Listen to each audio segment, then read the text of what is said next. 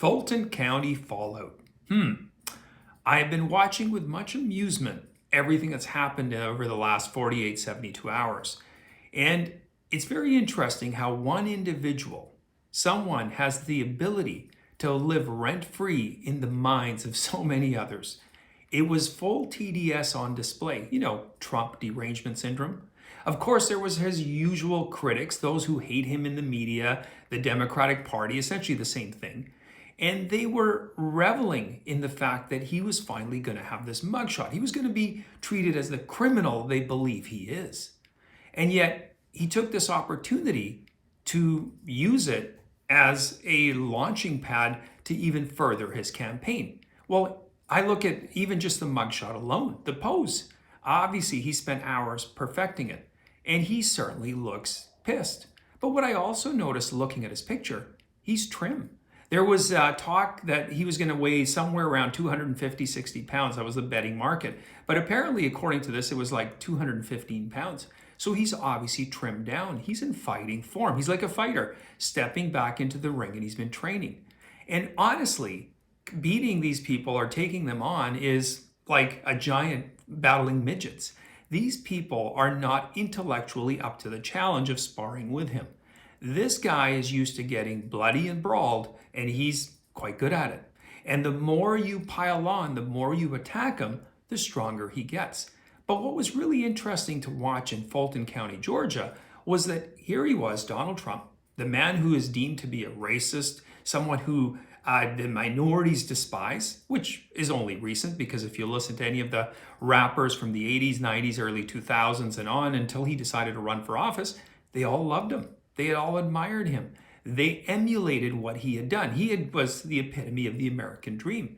Now, the same people were out on the streets, lined up, ordinary, north of Richmond kind of people, ordinary people who were just everyday working folk who support him. They love him.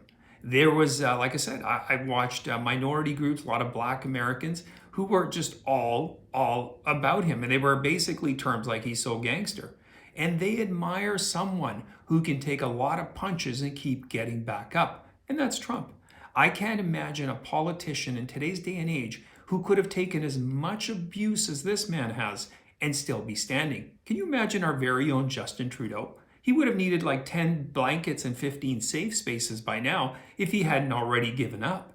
But this man, Donald Trump, is the Lion King. He just keeps on going and going. Now, I know there's, of course, those of you who hate him and critical of him, but usually what you're critical of is his behavior, his words, his Twitter posts, things that offend you. But tell me about his policies that were horrible. Which policies did he do an abhorrent job in?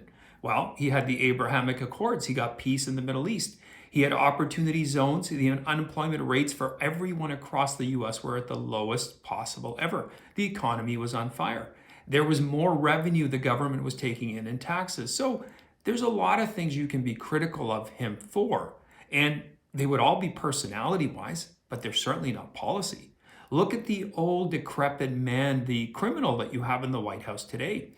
Well, he not only is policy-wise useless, he is, as far as what his response to things is useless as well. Maui burned and he just fiddled with his nuts. That's what he did. So anyway, all this to say is that Trump's back. And he's back on Twitter. He used that post, that picture, this moment that his enemies gave him as a launching pad to get back on Twitter and even have more notoriety than before. My understanding is he's even selling t-shirts and merch and stuff off this pose and picture, and it's going to obviously generate a lot to his campaign. But more than that, it's going to generate, and it's made him a martyr and an underdog among minorities, people who understand what it's like to be picked on or perhaps ostracized wherever they come from or wherever they may be. And they like an underdog in America. They love it. It's like the Rocky stories. Why do we love Rocky? Because Rocky always made the comeback. He always fought back.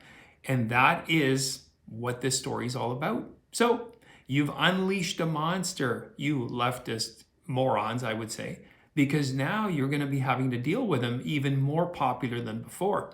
So it's going to be a very interesting time until November of 2024. I mean, a lot can happen from now till then. But there's one thing I know that's going to continue to happen, and that the Trumps going to be staying rent-free in their heads till then. Anyway, I thank you for watching. I do appreciate it. Please post any comments you have in the comment section. You can also follow me, my Rumble and my Locals account. If you haven't yet subscribed to my channel, please do so. You can also follow me on Twitter at Camera612, and I will see you next time.